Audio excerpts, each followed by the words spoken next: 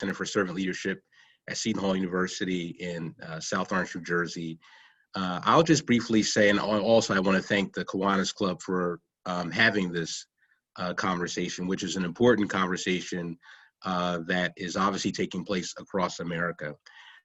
We are clearly in a time of racial reckoning in this country. Some would argue that it's a cyclical phenomenon that we have sort of experienced as a nation for quite some time. But I find myself, believe it or not, somewhat hopeful, if not optimistic, about some of what is transpiring here in our country. For starters, when you think about recent forms of protests, when you think about folk of all walks of life coming together to call attention to systemic issues around racism and economic injustice, it reflects a broad, diverse swath of Americans who are jointly raising the level of consciousness about the difficulties that we're struggling with in America. And so on this day, I thank you all for having me and the other distinguished, well, I'm not distinguished, but my panelists are certainly distinguished, but bringing us together to continue a conversation that I think can only lead to greater good.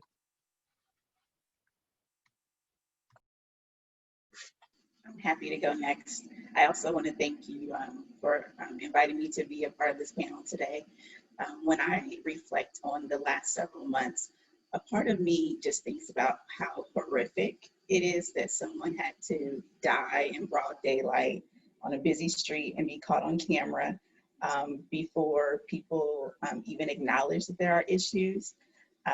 Talking about racism isn't something new to Black people in particular. So I'm challenged right now in ways when people are just now waking up and saying that they've never known that Black people have had these experiences before.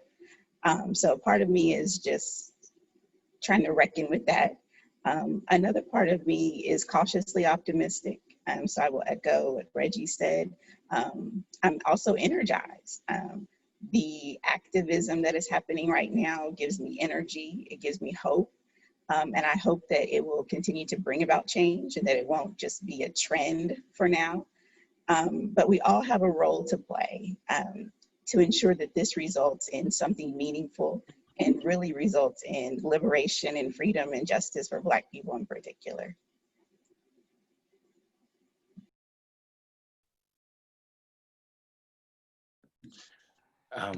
I'll go next. These times have definitely been trying for African Americans, and then within myself and my community in the arts, with trying to keep up with work and figure out where our next meal and how we're gonna pay our next bill on top of what else is going on in the world. So it definitely brings a lot of awareness to mental health and keeping that on the forefront of all of this. With myself, I am a Black man teaching at Brebeuf Jesuit Preparatory School, which is a very established school here in Indianapolis. And we had a coaches meeting. We have it every year before the season begins. And it's nice to have a seat at the round table, if you will, of the other coaches and administrators and the principal. But what I just found out, that there is actually a group page at Brebeuf called Black at Brebeuf, meaning all of the past and current African American students and alumni that have experienced racism at this school. It's actually very interesting because this is my second year coaching at this school, and I thought that there was so much variety and it's so inclusive and everyone's accepted, and they are. But just even finding out that there is a page dedicated to the Black students that feel the racism at this school was a bit sad to see. But I definitely messaged that group myself, and I said, as the head dance coach at this school, you have my full support. And like Reggie and Danyelle said, I do have hope and optimism that things can change, because at the light of all of this, it's exposing so much history from the past, so much dug up, rooted anger and life experiences that our ancestors have dealt with, and now the world is seeing it. And now, because of social media, our students are seeing it. And my team is very diverse: Hispanic, white, African American, Indian on my team. And but with that, we make it an outlet. It's not about that. You have to throw all that out the door when you come to dance. And that's just my aspect, that I try and bring that community and equality in my field, in the arts. Yeah, no, wrap us out here. So I think it's really important to acknowledge the moment that we're living in. And it's really easy to get lost in the 24-hour news cycle. But we are living in a year and a moment of significant history. There was an article from a variety of news sources that came out in early July that noted that the current racial justice protest movement is the largest social movement in U.S. history, with an estimated 20 to 25 million U.S. residents who have participated in active protests. We are effectively living through a new iteration of the civil rights movement, and I think that's really easy to get lost. But I think it's important, as we reflect on what's happening right now, to understand that we are living through a year that will go down in history books, and our children and grandchildren and great-grandchildren will look back on this year and learn about this year. And so I've been processing over the course of this year, you're really thinking through. Now I have a 1-year-old son, thinking through, how will I talk to him in 20 or 30 years about 2020 and what happened there, and what was I doing, what was my role, in terms of, was I active, was I a passive bystander? And I think those are really important frameworks to approach from. I think the other thing, as the white guy on the panel, it's really important for us as white people to approach these conversations with an understanding that we have a very incomplete understanding of this topic. And we come to this with a hardwiring from our upbringing and our childhood that was very likely segregated, and that was not told from an inclusive or diverse or equitable or just background. And so I always encourage people to walk into these types of conversations with literal open hands. At times I will sit with my hands open on the table in front of me, understanding that I don't know everything, and it's okay for me to admit that I'm wrong. It's okay to challenge my own worldview, and it's okay to tear things down and build something new. Because I think that is crucial, particularly for white people, as we approach these topics. I imagine, as I call, most of this audience is white, and as I call you white people tend to cringe when they're told they're a white person, because we aren't taught how to talk about whiteness and how to talk about race. And so I encourage you all to have open hands as we go through this conversation, and a posture of learning and understanding. Appreciate that. And as we go through the questions, don't feel all 4 of you have to address each one. And as I've reminded you all, if there's a point you want to interject that we're not covering, please feel free to do so. So I'm going to ask a couple terminology questions, but I first want to start with, I still see people, and again, not just Caucasians, who say there is no systemic racism in our country. And how do you respond to that? And I guess this is a question I ask later on. Is it worth trying to change their mind? We're obviously trying to address the masses with this message, but what would you say to the person who says, this is all overblown, there is no systemic racism in this country?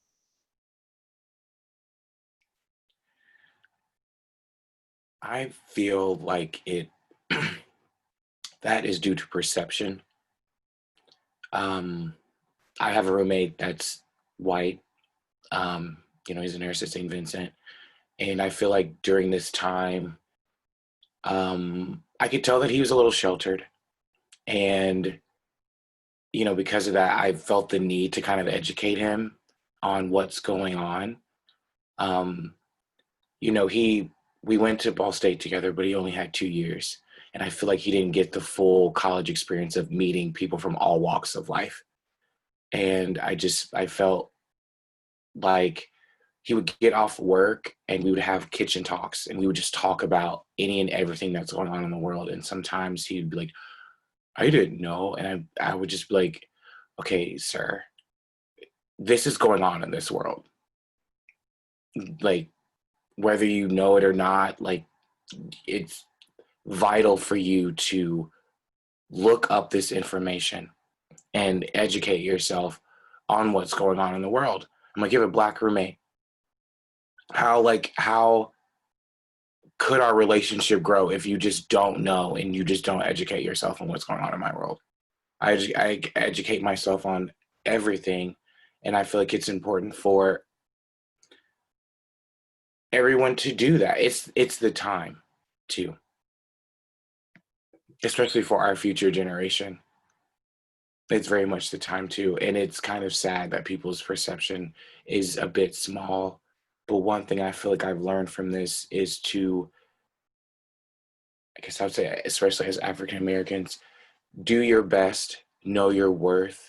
And it's not your job to educate people who are dedicated to misunderstanding you.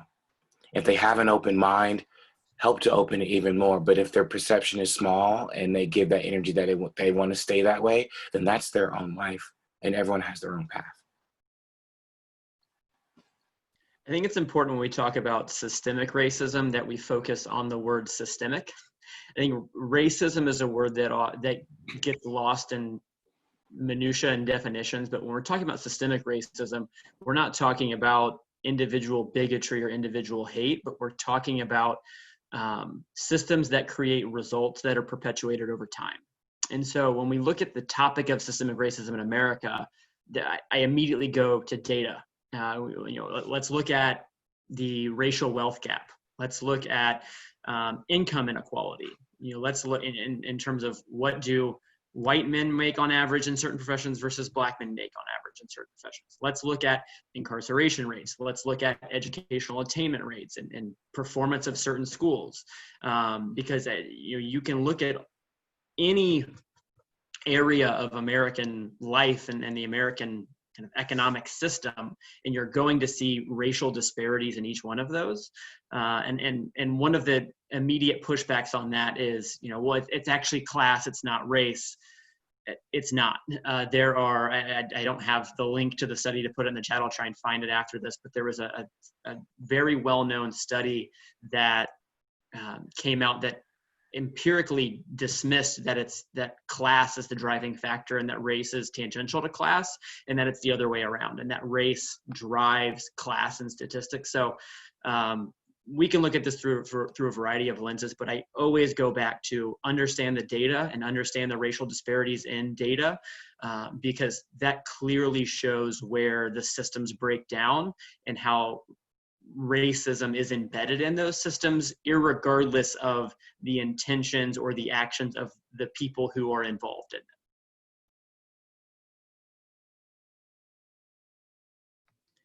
Yeah, I just wanted to add to both Michael and Clayton's points. I want to begin by echoing Michael's comment about where the burden, if not responsibility, lies with respect to how far you go in educating those who are not inclined to recognize obvious evidence of systemic racism.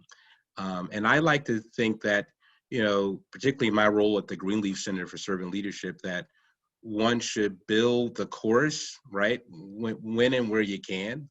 I think there are a lot of Americans of all walks of life who are inclined to rethink systemic racism, huge disparities, as Clayton has cited, across the board. I think we are in this opportune time to have acknowledgement of legitimate grievances, if you will. And so we should all work to build the chorus of understanding where we can. With respect to Clayton's comments in particular, I do think that it is constructive to lean on the evidence, the data around how systemic and institutional barriers over time have led to these wide disparities vis-a-vis education, health, and obviously criminal justice. And so therein lies the opportunity to continue to build that chorus by reminding folk that it's more than just rhetoric, it's more than just folk being hot in the moment, but here's the data to amplify exactly the realities of so many people, as I believe Danyelle alluded to in her opening comments, who've just been marginalized for so long without any recourse or opportunities for folks to elevate their cause. Thank you. Okay. Danyelle, we okay to move to the next question? Okay. I'm going to ask some terminology questions here and your thoughts on these. And probably like a lot of people, I've had discussions over the last year on race with family and friends. And, you know, to be blunt, I have some family members who just, you know, they don't see the world that I do. And I could be wrong on things. My wife will tell you I'm wrong a lot. But the one of the terms that's come up where I think there is either misunderstanding or people even take offense to it is white privilege.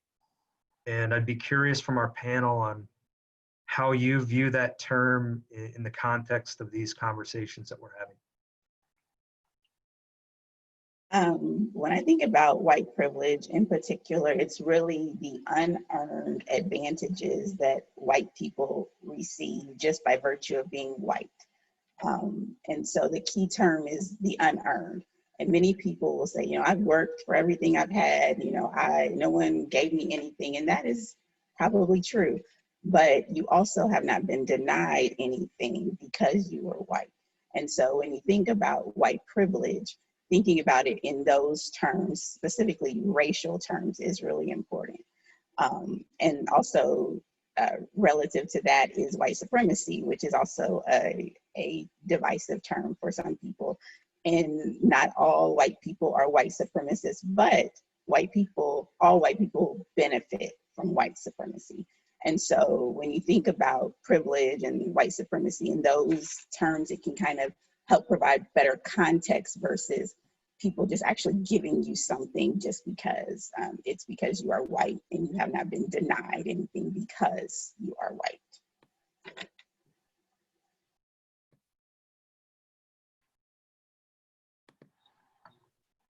Other thoughts from the panel? I think Danyelle summarized it really well. Okay. So next question I have, and it somewhat goes back to terminology, and I've had the same discussions with some of my family members, and I'm sure you have as well, but the Black Lives Matter movement has been very, very prominent over this year. And one of the things I personally am encouraged by is driving the homes around Meridian, which are these multi-million-dollar homes. You see a lot of Black Lives Matter signs. I think we've seen a lot of support from it. But on the other side, and I continue to hear this almost daily, that it's a Marxist movement. And, you know, there've been different sides, there've been peaceful protests, there've been, you know, candidly, there's been violence. How do you think about the direction of the Black Lives Matter movement over the past year, the future of it, and again, how you would address somebody who says, you know, this is a Marxist movement? I believe it's a great movement. I live right around the corner from Graham, and yes, I do see a lot of Black Lives Matter signs. There was a house down the street that it was put up in cardboard. It says, I can't breathe, and on the other side it says 846. But because of the rain, I don't know if that family is black or white, but they actually went and got a professionally made sign that just sits there, and I think that is amazing. Because of the movement and because, again, of perception and people believing it's a Marx, it's almost like that movement is going to have some thorns and some bricks around it because of the deep-rooted history of it all. I think it's a strong movement. It's a dedicated movement. It's going to have some bumps in the road, but I think it's so needed for what us as African Americans have gone through, and even for other races. Everyone's perception is different. Everyone's growing up differently. They're going to believe what they want to believe. Some minds are going to open, some minds are going to close. But I think it is a historical movement that will make our society that much better in the future.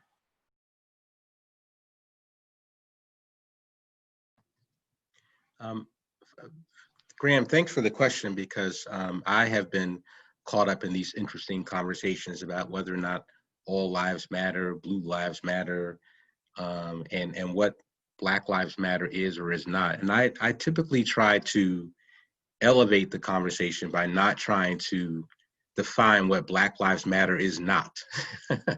It's obviously not a Marxist organization. So that's my first sort of take on that. You know, life is short. We have limited amount of energy.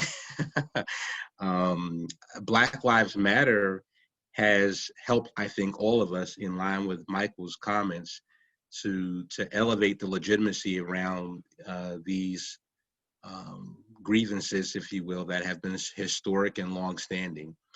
And so I think for that, the movement deserves a great deal of support. At the same time, with respect to the other part of your question, which I think is in some ways even more critical as we think about the future, so that in line with Danyelle's comment, so that this is not a fleeting moment, right? So that this is not about, well, we were hot for the summer of 2020 and then we eventually cooled down, right? I think that the future of Black Lives Matter, its strength, its force will hinge on its ability to continue to do that old-fashioned organizing, that old-fashioned coalition building, right? Because again, part of its growing legitimacy, you know, signs on both the lawns of Black and white and other folk, has to do with the fact that, again, more and more Americans are growing in their level of consciousness with respect to what's right, what's wrong, and how we as a nation can only do better or get to the other side if we are united and begin to heal. And so the coalition piece of that will help to make the movement even stronger and perhaps add to its credibility. Go ahead, Danielle. I was just going to add, because I have been seeing a lot about the Marxist term as well. And I think that originated because early on, two of the founders mentioned they were trained in Marxism. And that was pretty much the extent of it. There is no other concrete evidence that would show that the organization is operating strictly under Marxist principles. And so there has always been a desire to discredit pro-Black movements throughout history in this nation in particular. And that is mostly because when you think about pro-white movements, they're normally rooted in anti-Blackness and hate. But pro-Black movements have always been centered around love and liberation and freedom for Black people, which is markedly different from what you would see with the pro-white movement. And so there's been when you think about the pro-Black movements, Black Lives Matter in particular, trying to discredit it and say that it's rooted in hate, because the lens that most of us see organizing around pro-racial movements has been from a hate-filled lens. And so I think that that's where the discredit really is stemming from. And I did see a follow-up question on the chat, and again, I've heard this quite a bit. To what extent do you feel Black Lives Matter, the movement, is divisive? So I have maybe a hot take here on this one, but I think that one can perceive Black Lives Matter to be divisive because Black Lives Matter is pushing back on one of the essentially founding principles of America, and that was that Black lives did not matter when America was founded. Black lives were considered to be 3/5 of a human when America was founded, as it relates to the 3/5 compromise and how Congress was designed in its inception. And so, the idea that Black individuals have basic human dignity is in some way antithetical to the origin story of America. And so, and ultimately racism is so heavily embedded in the American story that trying to dismantle systems of racism at times looks like trying to dismantle America, because those two things are so tightly interwoven. That I acknowledge that is inherently a controversial opinion, but I think back to my open hands comment, we have to be willing to think about my understanding of American exceptionalism is built on a facade, and is built from a lens that is rooted in white and male supremacy. And so we have to acknowledge those things and understand that just because someone is pushing against my foundation or my worldview doesn't mean that they're wrong, that I need to orient myself towards listening and understanding and looking for where are the flaws in my own worldview. And that doesn't mean I have to accept, everything that's pushed my way, but I also have to have the humility to know that I'm not standing on the most sound foundation that could be, and that there's always room for improvement and inclusion and justice ultimately.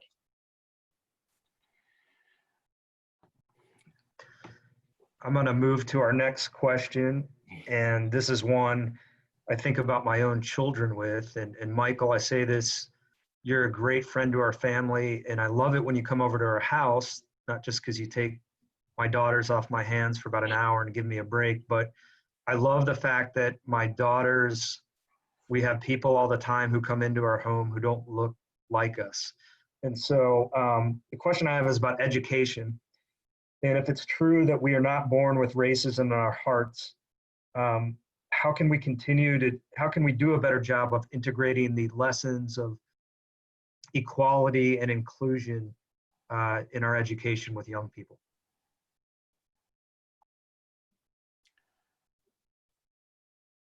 I think it would be important to, like you just said, start them young, in the household and in the classroom, and start it with, with equality and history. I have a group chat with the Ball State Code Red Dancers alumni, and one of our girls, Marie, messaged in that, her daughter is about 1 or 2, and she wants to do her best to educate her daughter on the history of the world and in racism, just because Marie herself, she's danced with people of color. And wow, my phone went off and she just texted me. That's so weird. But it's important to educate the youth on what has happened and how we can grow from it. In my own dance education, I've seen times where, Black people weren't allowed in ballet companies and musical theater shows for a number of years, but it took those years of change and someone stepping up and stepping forward in order to help these things grow. In my profession in theater and dance, there isn't a lot of racism. It's more so, I guess, yes, there's typecasting in roles in certain shows, but for the most part, that doesn't matter. And that's one thing that I try and help my girls understand when I'm in rehearsal with them. Like, you go to a catacall audition of 300 people. It's not, they're going to try and find their variety of race, but it's more about your talent, if anything. And when I go back and speak at Ball State and at Lawrence North High School and even at Brebeuf, I'm always trying to be that African American that's pushing equality above anything.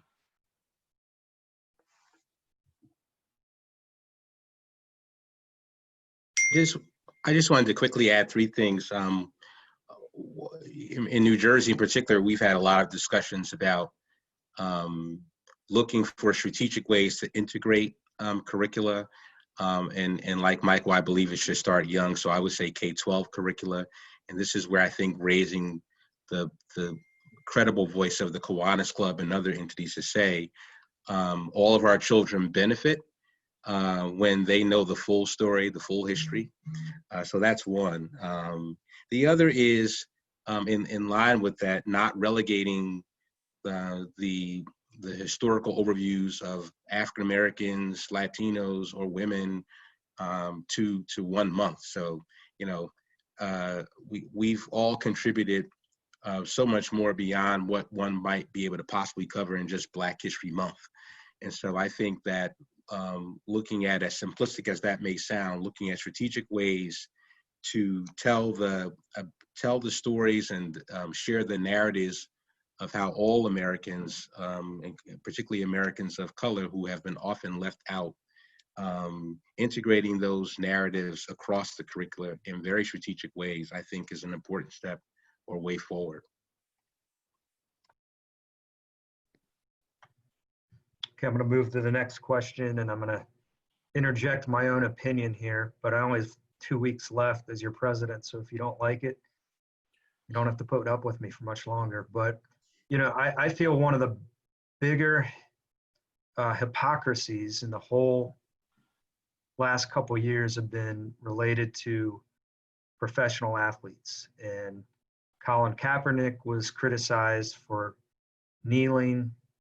There've been criticisms for what messages athletes have put on their shoes or on their jerseys. I think, again, I'm going to offend some of you, but I'm sharing my opinion. I think one of the nastiest things I've seen in the whole thing was Laura Ingraham telling LeBron James to shut up and dribble. I thought that was atrocious. And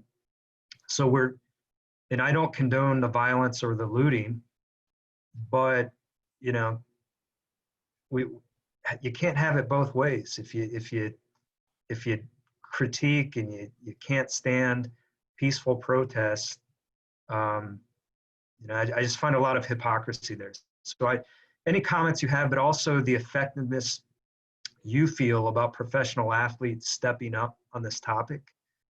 In my time on this planet, this is the most I've seen athletes stepping forward on social issues. So I'll stop there and ask the panel to comment.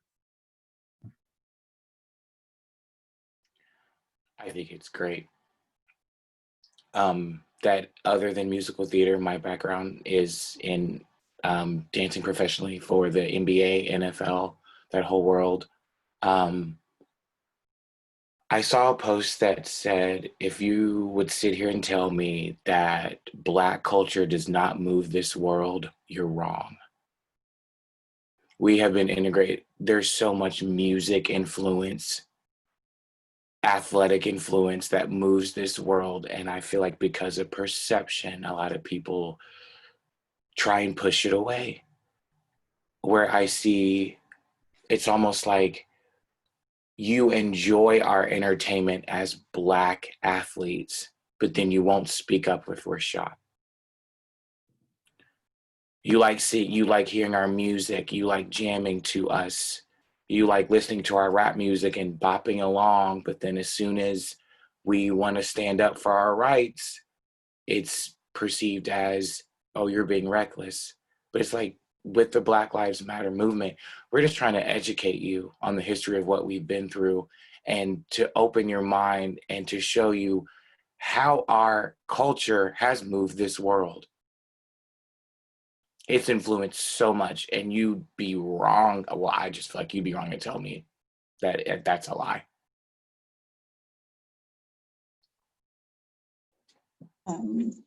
In particular, I think athletes have a platform that other people don't have, because not everyone has the ability to risk their livelihood to protest. And so protest looks different for different people.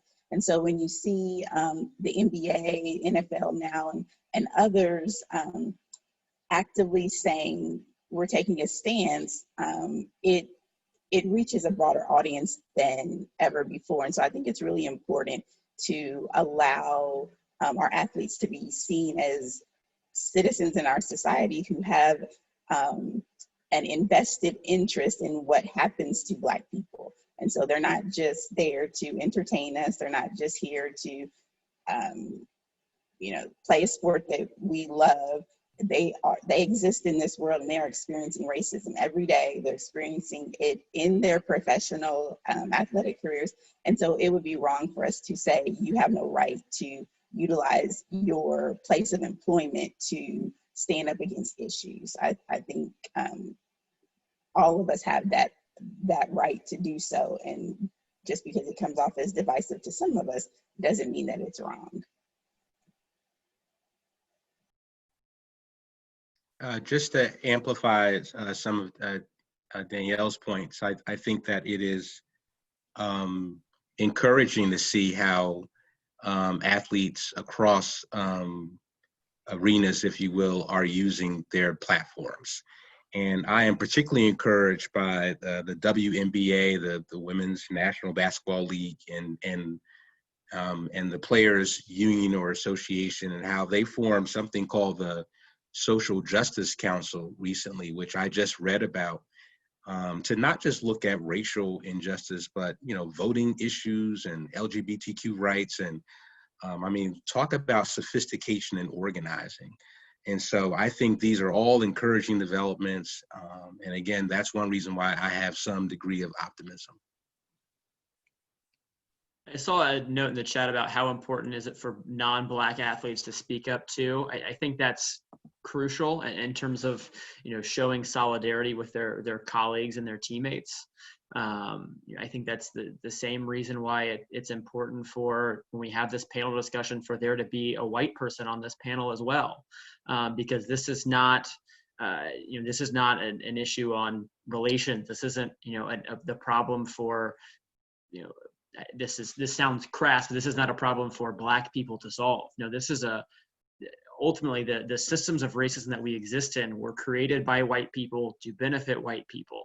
And therefore it is the white population's responsibility to deconstruct the systems they created to benefit themselves.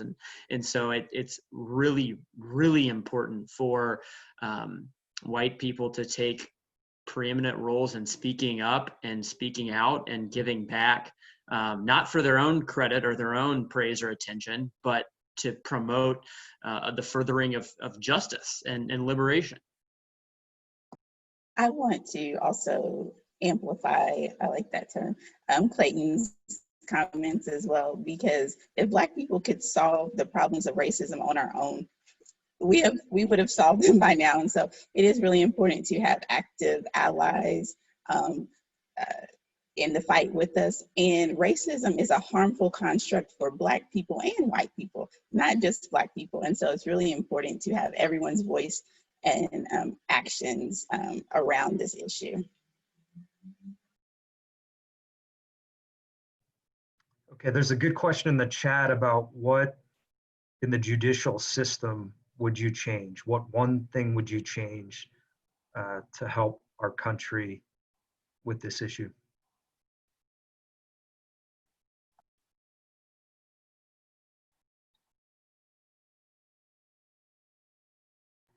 Should have got a couple lawyers on the panel.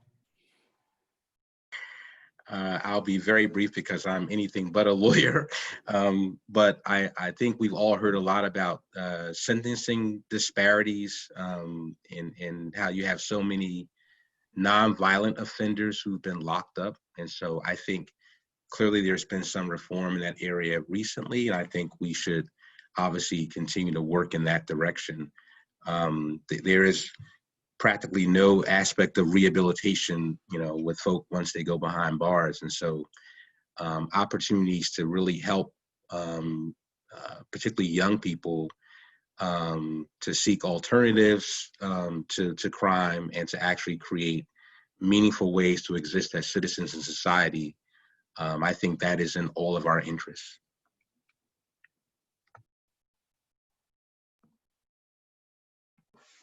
Okay, I'm gonna maybe direct this question first at Danyelle. And I see this in a lot of organizations we're doing here at Butler, and I think it's a good thing in terms of training and seminars and books we're studying, which is great. But how effective do you think organizational training actually is on if we truly believe it comes from one's heart, how effective can this be, quote unquote, taught from an organization top down? The short answer is training can be effective, but it has to be a part of a broader strategy. You can't just have a one day, like Starbucks shut down and had a full day of unconscious bias training for its employees. That in itself is not effective. And so you have to create an educational strategy that will allow discussion, storytelling, and not just the type of storytelling that centers or it causes Black people or people of color to re-experience their trauma over and over again by telling you, these things have happened to me. So I think a broader educational strategy is really important and not just a one day, one and done type thing. Difficult discussions, getting people to better understand dialogue versus debate and what that looks like. I always tell people that this is not about changing your values. It's understanding that the values held by others are just as valid as your own. And so when we talk about values, it brings us back to a place that we can have some agreements on and get some traction under. But if it's about opinions, and being right or wrong, then that's when we don't move the needle, or like you said, change hearts and minds. So the short answer is training can work if it's done right in a more holistic way, but not a one and done. And actually, training usually focuses on those personal or intrapersonal things or actions, and not on the things that really change an organization. And so if all I am doing is teaching you self-awareness, that doesn't change the policies and practices happening within my organization, which creates those institutional barriers, which then creates those systemic barriers. And so it has to be more than just a person learning about another person as well.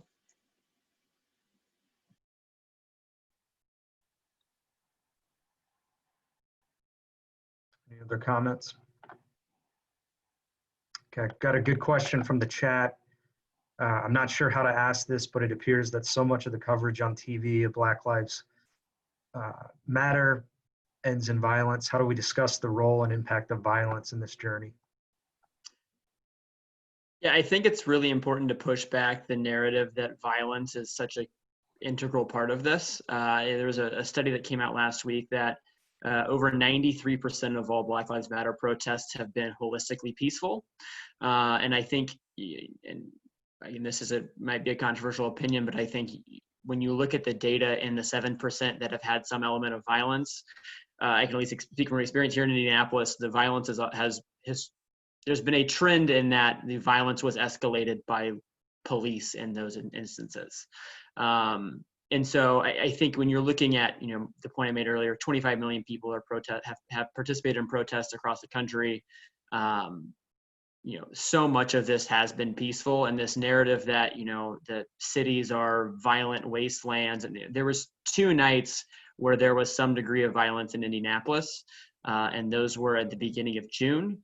And there has not been an ounce of violence associated with any sort of protest since then.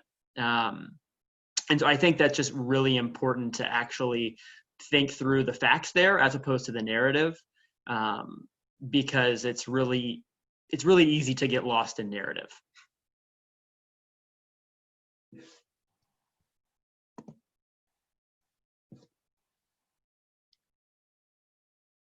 Really good response. I want to turn it now to our role as Kiwanians.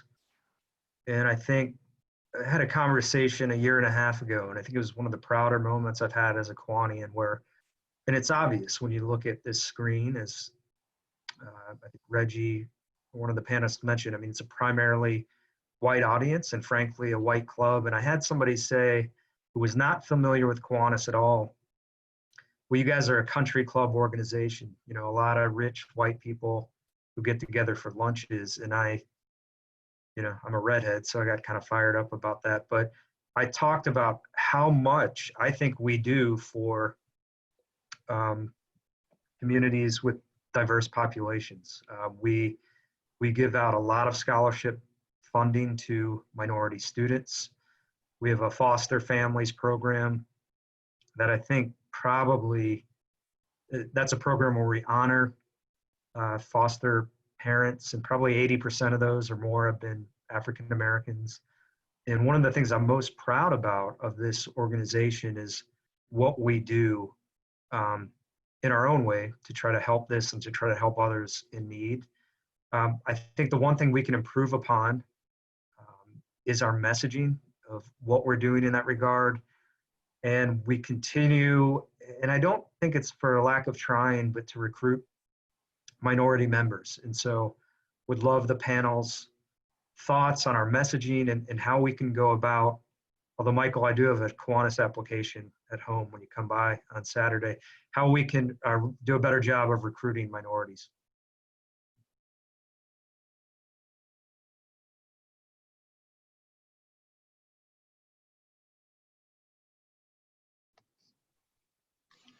I think just quickly, your sponsorship, your courageous sponsorship of today's conversation is a testimony that can be used in the recruitment of people of color. And so I would just offer that.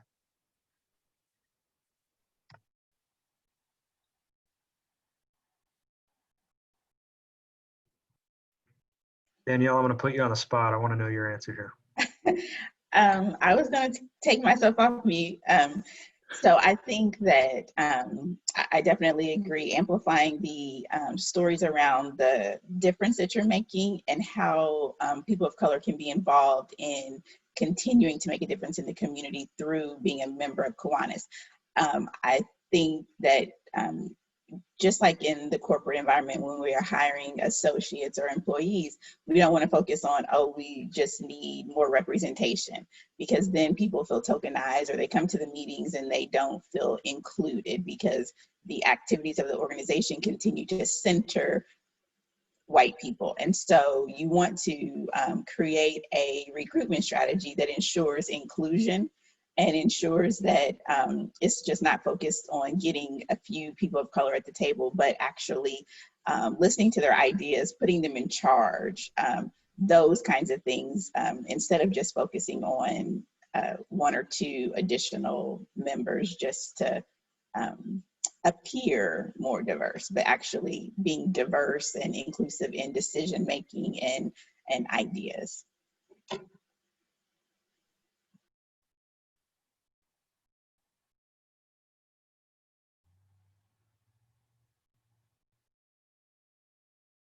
I've got another question, and my boss is on the call, I think Jonathan Purvis, and I think he has been a tremendous leader as it comes. We've got a real strong initiative and have had for months in our division here at Butler on addressing these issues. And we are currently doing a book study on how to be an anti-racist. And it's been a great book so far. I'd be curious from the panel, if you've read this book, any comments on it, and what other resources would you recommend? Books, podcasts, authors, to make us think more about this topic and conversation? I have not read that yet. It's in my stack to read, but I haven't gotten to it yet. I'm going to recommend a book and a podcast. The book is The Color of Law by Richard Rothstein, and it is a deep dive into systemic racism in housing in America and why America is segregated, and how the FHA played such a crucial role in withholding access to mortgages and wealth from Black Americans. I think housing is a topic that every single person can relate to, in terms of everyone lives somewhere in a neighborhood, in a house or an apartment, and the way that neighborhood is made up inherently has racial history built into it. So I think that's a really, really good, very fact-based read about the history of housing in America. And the second one is a podcast, and it's the Scene on Radio podcast, and it's the second season of that podcast, which is called Seeing White. I think that it's like 14 episodes, I think, and they're 30 to 45 minutes each. That podcast series, I think, was transformative for me when I listened to. I think I've listened to it 3 times now.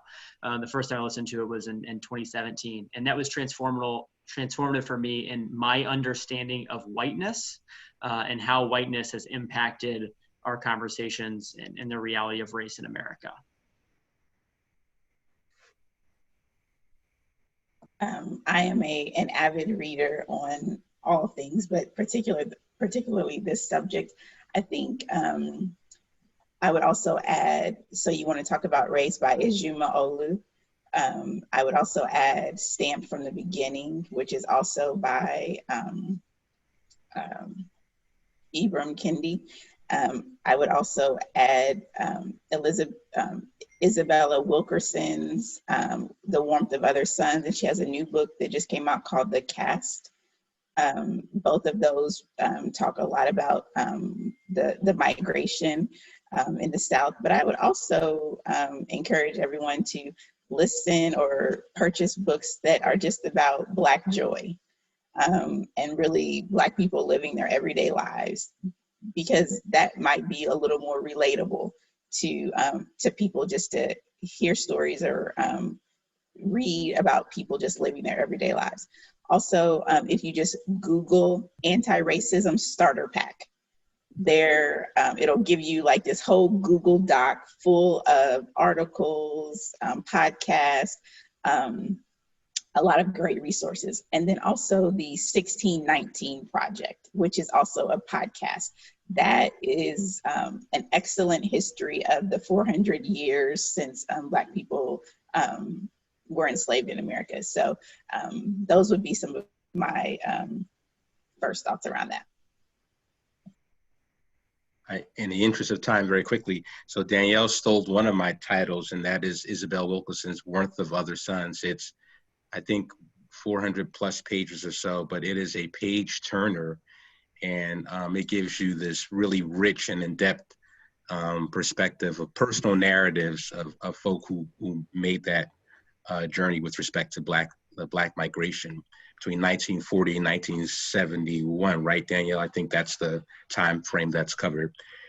The other is a book that's on my list. I have a stack by Clayton, and is Ta-Nehisi Coates' Between the World and Me, in which he writes this poignant letter to his son about the realities of being Black in America. And then lastly, because I am a bit of a history buff, and I do take issue to things that are cyclical, and this is one of those issues that's obviously cyclical. I feel compelled to pick up what I read in high school, James Baldwin's The Fire Next Time. So I would recommend all 3 of those titles. Okay, I knew this hour was going to go really quickly. It seemed like a minute. I do have a couple. First of all Kiwanians, I'd ask you to please stay. We've got 2 special things we're going to do after the 1 o'clock hour. We'll let our panelists go back to work. Could I get maybe just a 30-second soundbite from our panelists as we close out here? Just any thoughts, reflections. If you don't have one, that's okay, but if you've got a closing comment, we'd love to hear it.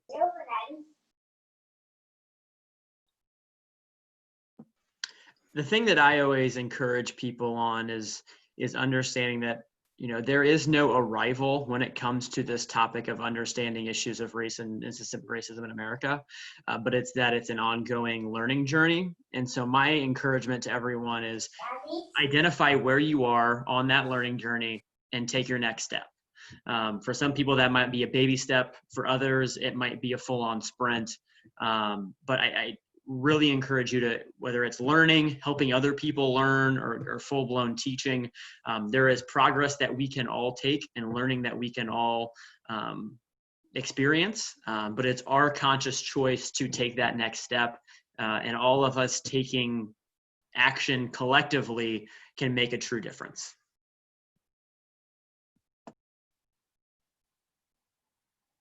You pretty much said it. Okay, well, in closing, how about a round of applause for all of our panelists? I thought this was excellent. I appreciate the Kiwanians. You know, we've tackled the tough issues this year. We haven't avoided them. This is only a conversation. The real heart of it is our actions and what we do from here. as a thank you to all of our panelists, we're going to be making a donation in your name to Big Brothers Big Sisters of Indianapolis, which, as a former Big Brother, very important organization, I think, in the lives of a lot of young people, but a lot of young people, African Americans, and other minorities. So we will be sending you that certificate with your name on it. I'm going to personally thank each one of you really quickly. Clayton, I appreciate everything CICF is doing. You're also a great partner to Butler. I look forward to meeting you in person. Michael, you are a very special person. Our family adores you, and you're just you're a great role model for my children. So I thank you for being on here. Thank you. Danyelle, I will always appreciate you returning my call 12 years ago, and I'm serious. That was a great assistance you gave me. But also, Old National Bank is just such a phenomenal partner to Butler, and we'll put this in our newsletter. But we're partnering right now to really make a concerted effort to help businesses in Indianapolis who are minority owned, and we just really value that partnership. Reggie, being on the Greenleaf board is one of the great honors I've had in my life, and I do look forward to meeting you when we can have a live board meeting. I think servant leadership will be critical in the years to come in trying to address this. So again, I thank you to all of our panelists. Our speaker next week is former UCLA basketball coach Steve Lavin, and we'll let the panelists go. You're welcome to stay on, but we have two special things we're going to do here real quickly. So thank you again. Thank you. See you Saturday. Okay, well, the first big announcement is our Kiwanian of the Year. And we didn't tell you that was the big announcement, but it is. And this is always one of my favorite times of the year to really shine the spotlight on a Kiwanian who's really gone above and beyond.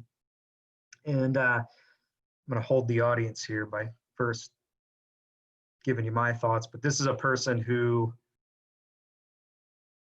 embodies what a Kiwanian means: their passion, their service, their support, their service on boards, volunteering, but I think especially their spirit, a person who picks people up no matter when you see them at a meeting or nowadays on a Zoom call or a phone call. They, to me, represent what Kiwanis is all about. And so I'm very pleased to announce that Jamie Smith is this year's Kiwanian of the Year. That is you, Jamie. This is yeah. We had, your family was in on this as well. So. Of course. Can I get a big round of applause for Jamie? Thank you very much. And you're welcome to say a few words if you'd like. I'm speechless. I never in a million years, I didn't know what the announcement was. I just was planning on being on there, of course. Thank you very much. This is huge. Oh my goodness. It's hilarious because I love the topic that you guys were doing today. Hi, honey. Thank you. He's trying to stay out of the video, as you can see.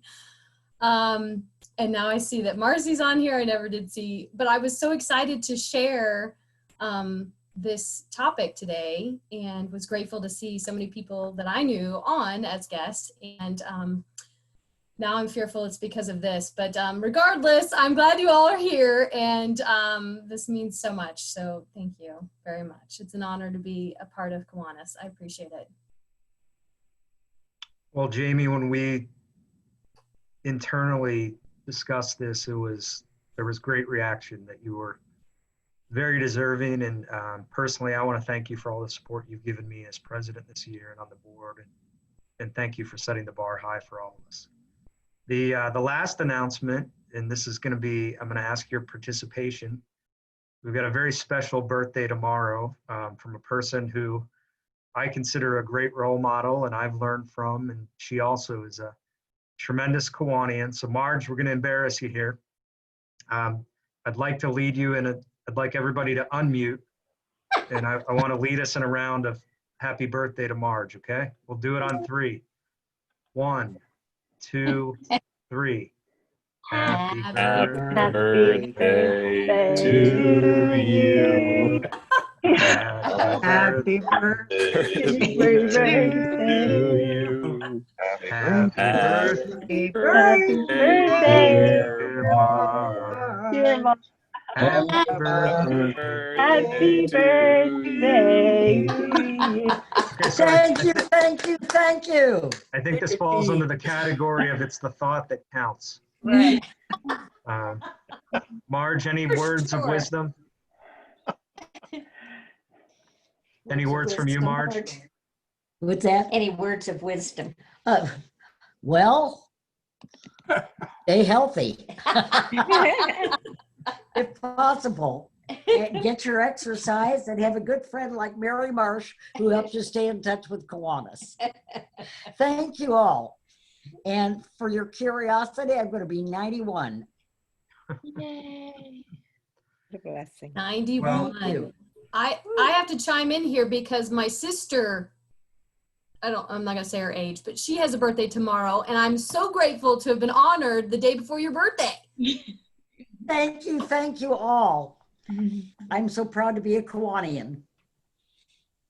Well, I am too. I hope, thank you everybody for those who submitted questions. We had almost 80 people on the call today at the peak point, and I do hope, and we'll work with Taylor and Tina, but we should really think about how we use this recording, sending it out to agencies. I'd like a copy to send to my colleagues here at Butler. But again, I am proud that we walk the walk. You know, we still have a lot more work to do, but we do walk the walk. And as I said, I did counter my friend who told me we were a country club audience. I told her I can't afford a country club. It's not a country club audience. But I'm proud of the work that we do on an annual basis. And I appreciate everybody allowing us to, you know, have a hard-hitting conversation. So I've got to jump off here. I've got another Zoom call. And Jamie, congratulations. Marge, happy birthday. You got 2 weeks left of me. That's it. So join the call next week with Steve Lavin, and everybody have a great weekend. We're not gonna let him go far, guys. He's not going far. Take care.